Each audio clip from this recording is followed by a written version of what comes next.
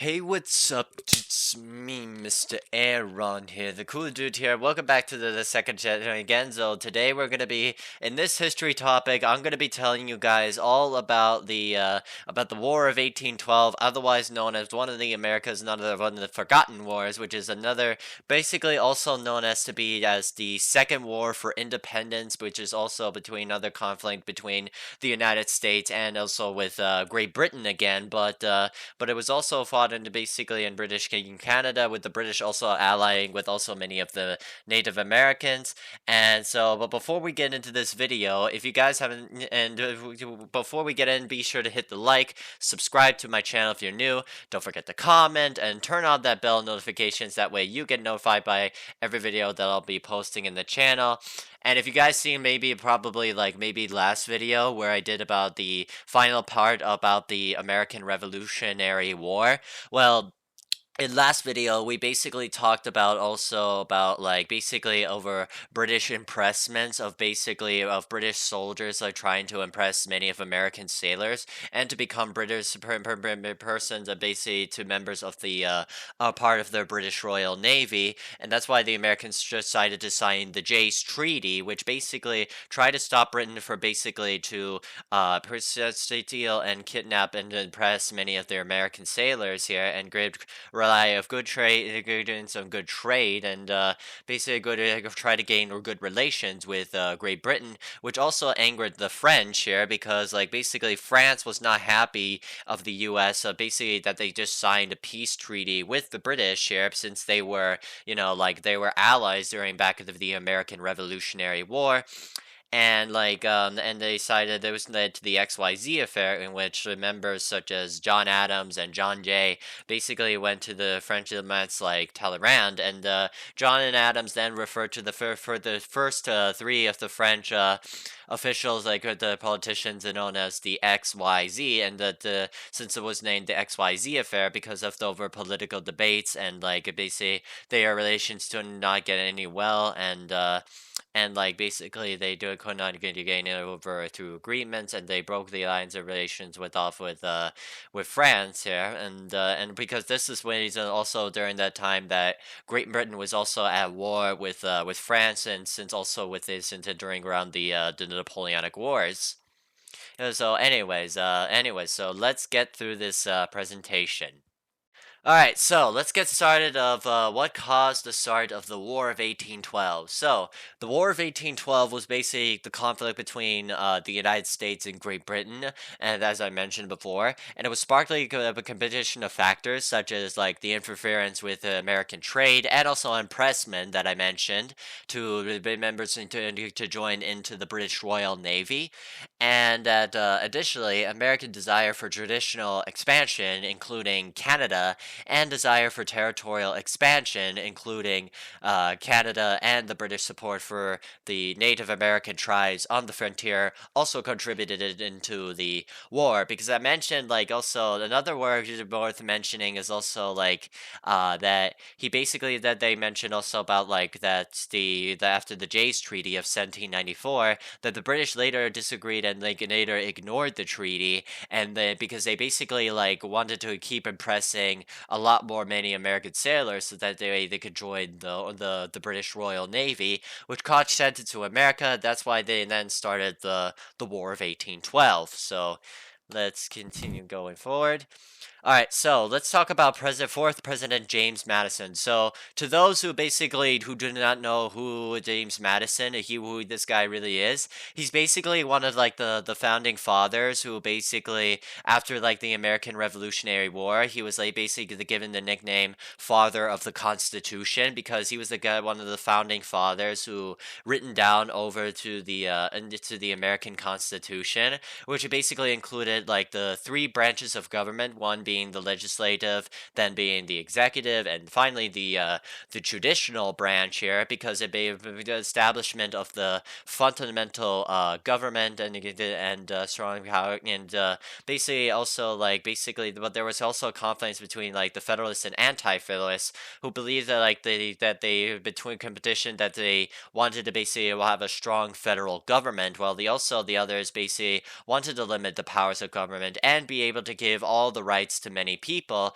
and that's when James or George Mason had came along, and basically that's why they then signed they signed like the Bill of Rights, like to basically amend like the over the Constitution, something that the government could not and can't do or intervene, and that's why the founders they basically agreed, and that's why James Madison got to the work here of the Bill of Rights. He basically kind of like basically ignores some, but like he also came up with those other ideas that points out to him, like freedom of speech, freedom of religion, and uh, and as well as also the right to bear arms here, and that's why they basically got into it was the Bill of Rights was ratified on December 15th of 1791, which included the 10 Amendments. If you guys haven't seen my American Revolutionary War video, then you can go up and to the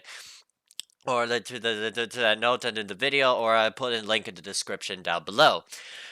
So yeah, so basically, that's when the founders basically could establish to do federal government and strong powers, and also to give limited powers also the president, like when George Washington was elected president on April 30th, 1789, because he didn't believe on strong power or anything, and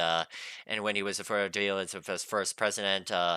as you see in my last video, they already suppressed also like the whiskey rebellion after Alexander Hamilton had basically gave a tax on whiskey, and Alexander Hamilton was also basically known for establishing also the first bank of the United States, and he was also kind of the supporter of the ideas of also I think also implanting also on tariffs. But like members such as Thomas Jefferson, however, the Secretary of State, did not want to basically deny of his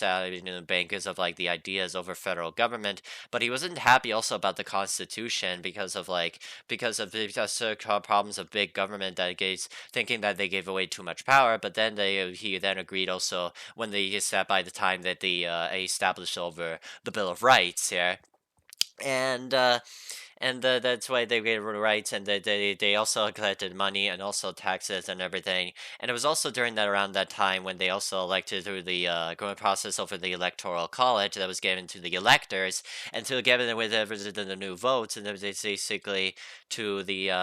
next president. Which by that time there was no like basically political parties, because George Washington back then basically denied about the ideas of opposed like basically political powers. And plus then like after when he retired, he gave a speech like don't get involved like basically into many European affairs, or like don't please do not like basically create too many like political parties. But even though the political parties have been created, such as the Federalists and later like also the Democratic Republicans here. And what so with the after President Thomas Jefferson had took over, fourth President James Madison had served from president from 1809 to 1817, a period that included the War of 1812, and he faced challenges related to foreign policy disputes with Great Britain, France, and Spain here, and and Madison's presidency marked the War of 1812 conflict with Great Britain that led to the annexation of West Florida, or Florida, that was later basically, that's Florida. Spain had given up in Florida, which I'll get to later, to the United States, known as the Adams Treaty of 1819, which I'll get to there later, and also securing the role of the Treaty of Ghent, which I'll also get later to, which is the treaty that basically marked the end of the War of 1812 here, with they're trying to treaty of Great Britain, which the treaty itself actually took place on in Ghent in Belgium here, and which America decided also continue to recognize American independence. And meanwhile, America had been still continuing expanding their lands westward here, and like because of like suppressing, even though that when the expansion westwards, there had been like basically many conflicts with many of like the Native American tribes. Like prior to the War of 1812, they also suppressed and conquered, like as you see, acquired like over the treaty over the northwestern ordinance of the territory that they basically the U.S. then later also acquired here, and relying also their economy and their political affairs, and like they're on they suppress all the Native Americans, but then also later after the war, many Native people such as like African Americans or women did not basically back then were not given basically any of the rights to actually vote during around these time periods. And so, yeah, but anyways, let's get started to the first battle of the War of 1812. Today All right, the first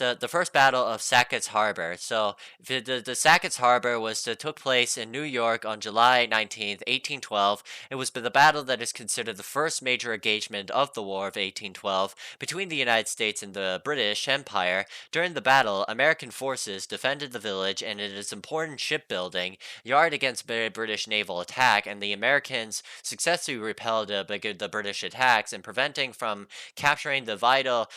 shipbuilding yard, and it basically included like many a negative U.S. ships, like the USS Constitution here. That was basically the famous U.S. Constitution that was basically otherwise the nicknamed Old Ironside, was basically the fortunate shape after the Americans basically were shipped against the ship known as the HMS Guerriere here, that they basically the Americans went direct fire and basically point blank range and fired constantly at the Guerriere, and American sailors said, "Huzzah, huzzah, the Ironside died," and that's why they basically gave the nickname Old Ironside it came from, and after when they eventually also destroyed over the British HMS Guerriere, and that the USS Constitution, which I'll also later give into detail, was basically one of the most powerful naval ships also in US naval history. All right, and so here in the Battle of York was an easy win for the Americans that eyed expansion into Canada, and that the first years of the War of 1812, on April 27th of 1813, York, Ontario, the present-day Toronto, where 2,700 Americans stormed Fort York and defending the 250 British and the Owaja Indians, defeating the Canadian capital. And which basically, and so here into the Battle of Fort George, which was fought on May 27th of 1813, that was an important battle of the War of 1812, that it saw the United States launch a successful ambitious assault of Fort George and the main British outposts of the Niagara frontier. But the Battle of Stone Creek here, the Battle of Stone Creek was a key event of the War of 1812 that is significant several reasons. One is primarily of the British victory that effectively halted the American advance into Upper Canada and marking the turning point of the war's territorial dynamics. And we have the Battle of Lake Erie, which is the Lake Erie was a decisive American victory of the war, which is securing U.S. control of Lake Erie and force the British to abandon Detroit with their own gains in their Northwest Territory. And the victory had a profound impact in ensuring that U.S. territorial sovereignty, bolstering American morale, as well as also influencing the outcome of the war here. And the capture of Fort Erie, which took place on July 3rd of 1814, with the significance of the war, making the beginning of the major American invasion of Upper Canada, and allowed forces led by General Jacob Brown, who was used as a fort as a base, further operations as disrupted British supply lines, and the capture was short-lived as the fort was later retaken by the British during the siege, but its initial success highlighted the Americans' capability to launch the offensive operations and trying to invade also into Canada, because Americans basically, they tried also trying to conquer British over Canada, but they've also basically repelled also basically by some of the battles they've repelled also, such as the Raid of Connaught, which is basically, even though it's like that battle was also basically that largely the Americans to invade Canada, but they were then basically repelled and resisted over by the British. Also, and okay, so now we're here to the burning of the White House here. So basically, after when the British had basically also launched their invasions also into Baltimore, which where the Americans had been pushed back here, that the British after also the Battle of Bladensburg that they lost, the British had basically told also the advantage, and basically. But before then, British President James Madison at the time basically had to flee out of the White House, as well as Dolly Madison, and basically with their paintings and artworks, the supplies they find in the White House before the British came and basically burned down the White House here. All the supplies and everything and the goods and stuff that they burned down in the White House here, and the reason why the British had did this is because of the American involvement that they say attack into of course of Canada. Canada, and but basically the British had continued their advancements also until Washington after the burning of the White House, but then they had to retreat because due to like into an unerupted of natural disasters such as a tornado had been erupted, and that the soldiers had basically desperately had to retreat. And it was during that the British urged the attack former colonies of American troops that Canada burned the government buildings on August 28th of 1814 that they pick up as a target of the symbolic importance is an easing access from the sea and the inability and inexperience of American troops to defend it here. And also like basically because the White House had been built after like the 1800 prior to also the British when they burned the White House, but the British had basically, but the White House would then be later also be recovered and basically rebuilt like basically after the War of 1812 here. And so here, and then we have the Battle of Lundy's Lane, which was the bloodiest battle of the War of 1812, and the Americans dislodged the British opposition, ending the American offensive in Canada, and it was primarily due to its impact and the American invasion of Upper Canada. While a stalemate was in terms of an immediate victory, the heavily American casualties led to their withdrawal and effectively ending the offensive in the at the region here. And we have the Battle of Bladensburg, which as I mentioned before, this also took place way before, prior to like when the British had been into the advancements, prior to when they burned down the White House, when James Madison had been basically had to flee before the British had came, and because it was a decisive victory that resulted in the burning of the White House, the Washington D.C., and Americans' defeat known as Bladensburg Races, and that exposed the nation's capital in British invasion and significantly impacted American morale during the war.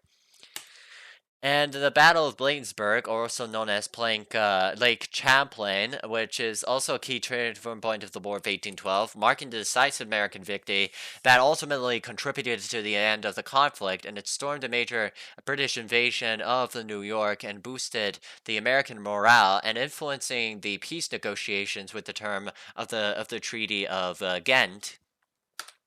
And the Battle of Fort McHenry here. And the Battle of Fort McHenry was a part of the Battle of Baltimore also, that was marked as the first naval bombardment during the War of 1812, which took place on September 13th to the 14th of 1814, that British forces aiming to capture Baltimore bombarded Fort McHenry, but Fort's garrison successfully defended it, leading to the British and retreated by ultimately saving the city, and it was the first major blow of the British efforts of Chesapeake Bay, and it was later also inspired by this guy named Francis Scott Key's poem that would later become the Star-Spangled Banner, that will also later become officially America's own national anthem.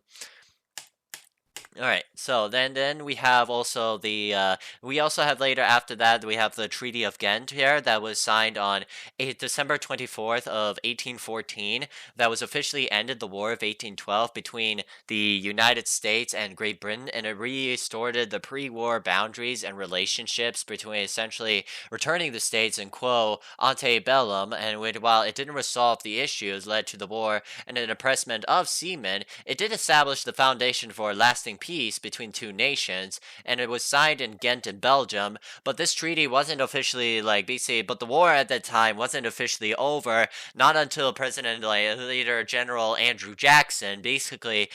defeated the British at the Battle of New Orleans, which I'll get to right now. And so here, the Battle of New Orleans, which was basically fought under the U.S. General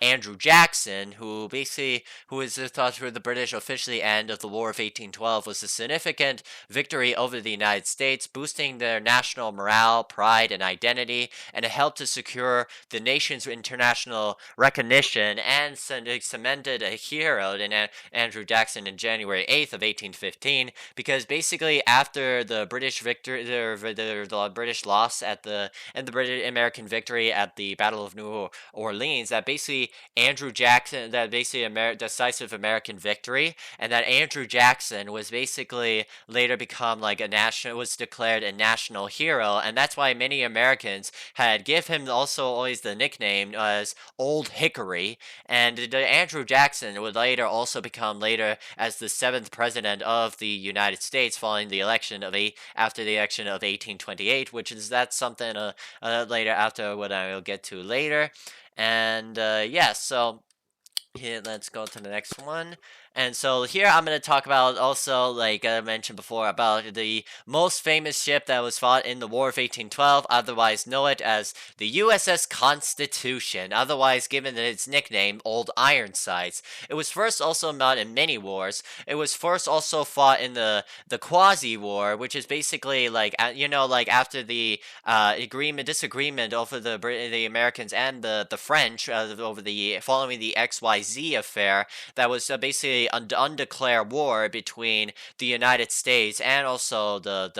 and France, that where American ships had engaged in the French privateers in the undeclared war, and they basically protect themselves and capture the French ships from French privateers. And the second was that they also fought again the Barbary Wars, or from 1801 to 1805 between them and also against Barbary pirates here, because the reason why the Americans had got involved is because many of the pirates had from North Africa had like basically attacked like many American vessels here, and like basically the Americans heard the news about this, and so it's time to send in the Navy here, and that they basically participate fighting against Barbary pirates and bombarding the frigate of Philadelphia and Tripoli on August of 1804, because they basically the first Barbary War they basically fought in also in through with alongside with the allied with the Europeans such as the Swedish, Spanish, and the French, that basically that they fought in the first in Tunisia, then with the Americans, and there was only fought between them and the Barbary pirates, and then later also in the second Barbary, they also fought later in Algiers, in 1805, that they decided to basically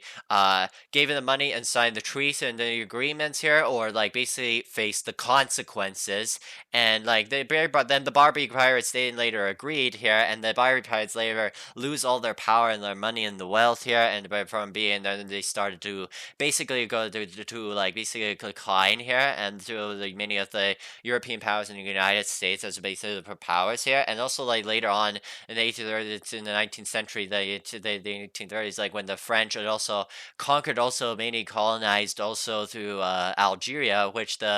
Barbary pirating and piracy would then later come to a complete halt. And the third of where the U.S. Constitution was famously in the War of 1812 here, that it earned the fame of bombarding the HMS Guerriere as well as other British ships such as the HMS Java, as well as capturing the Kenai and the Levant.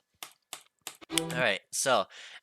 basically after the War of 1812, this marked the end of an American society known as the Era of Good Feelings. To those who don't know what the timeline of the Era of Good Feelings is, from 1815 to 1825, it was that basically that Americans gave a period of national unity and sort of optimism that was sort of associated,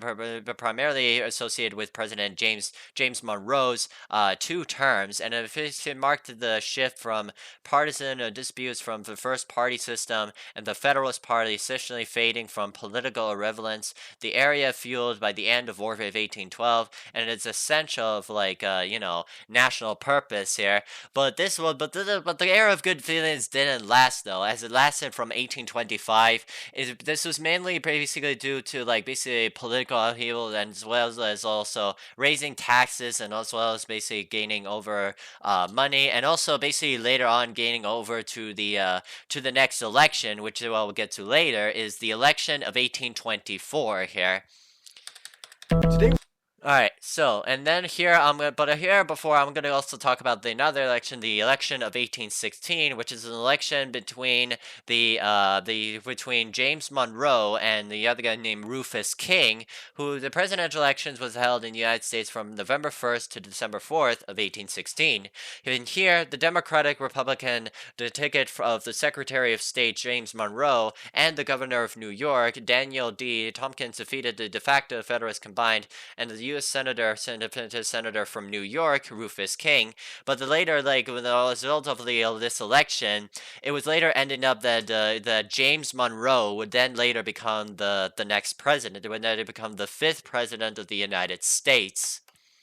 So what he did in terms of James Monroe during his presidency as the fifth president, he was best known for basically like the Monroe Doctrine, which is a foreign policy of the statement that essentially warned all the European powers of not interfering into the Western Hemisphere. Basically, that means like not to interfere in like both of the over the colonization and trade and over through the both the American continent, both of the North and South America. And additionally, his presidency often associated with the good feelings that, as I mentioned before, due to the period of national unity and relative peace, and elected president of the United States in 1816 from all the way to 1820, when James Monroe resolved the long-standing grievances from the British here, and with their relations, trade, and acquired also Florida to Spain, which in 1819, also known as the Adams-Onis Treaty in 1819, which I will get to right now.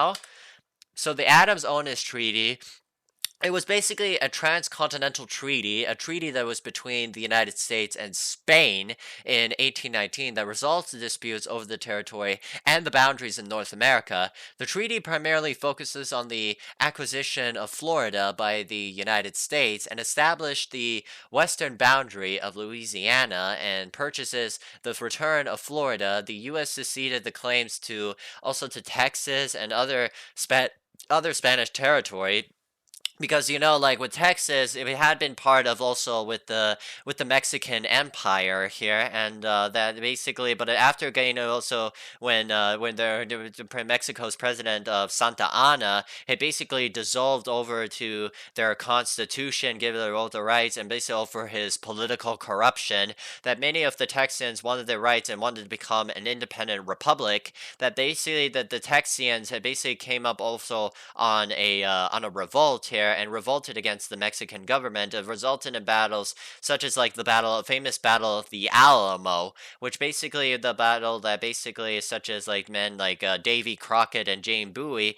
who later revolted and basically who were there also later killed at the end of the battle, but it resulted in many of the Texas as an independent nation by 1845, and they revolted against the Texan rule into that became also part of the Texas Revolution. And but later Santa Anna basically also like basically captured all many of the prisoners of war and then captured them outside the Alamo, and then they were later executed. And but Texas are then related, but their Texas independence was still strong until then. That's where the USA then officially annexed the region of 1846,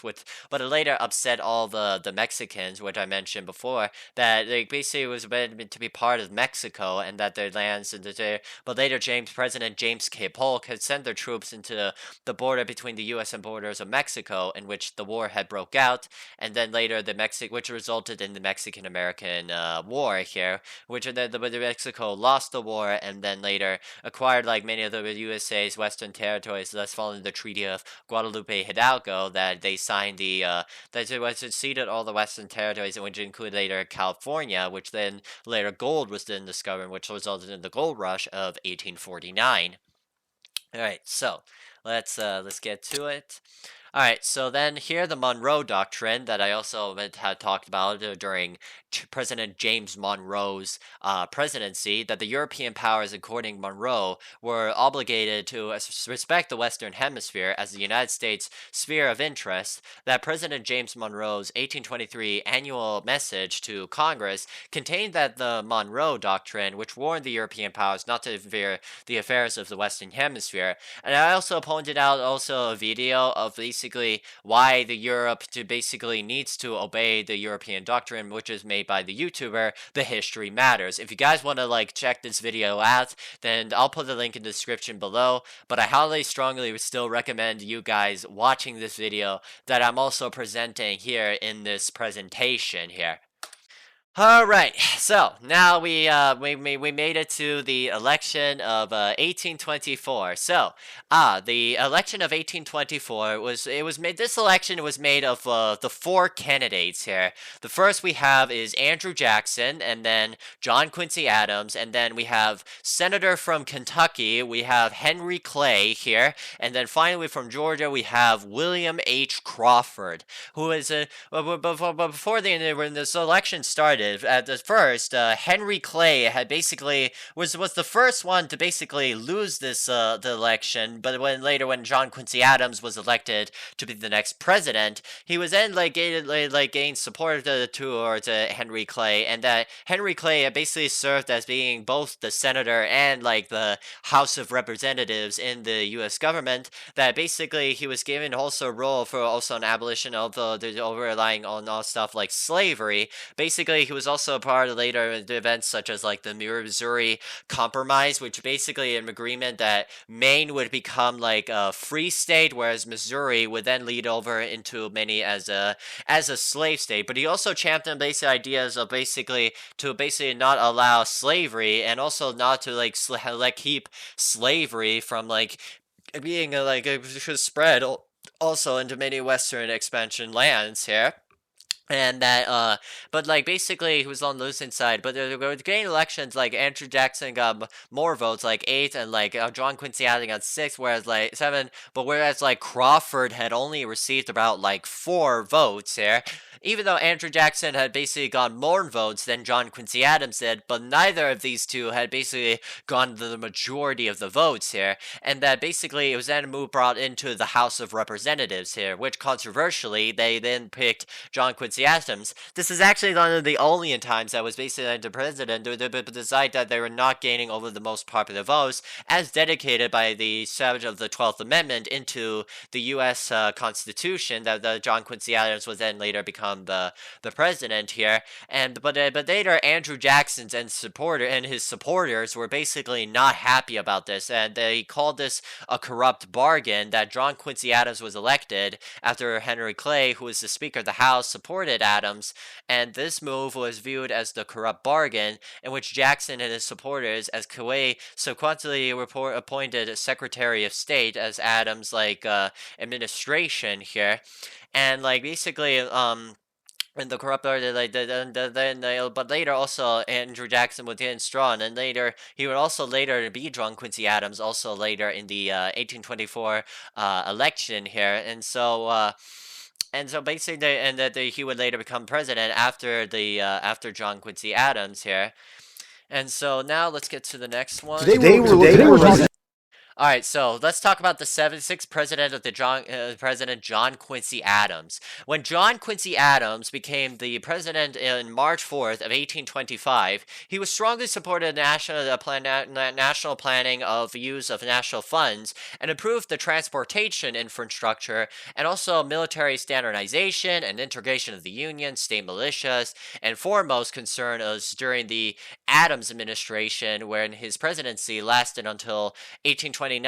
when he was succeeded by Andrew Jackson, who is following his victory over the 1828 election, becoming the 7th president of the United States. And also to keep in mind, though, that Andrew Jackson around this time, it was mostly because like he also divided many of the what we then today known as, basically split it into like the Democratic and later Republican Party. But the Republican Party back then was also basically known as like the Whig Party, but it would then not become known as the Republican Party until later, until the midst of the start of like the beginning of the U.S. Civil War here, which like then Abraham Lincoln would then later become the Republican Party's for their president here.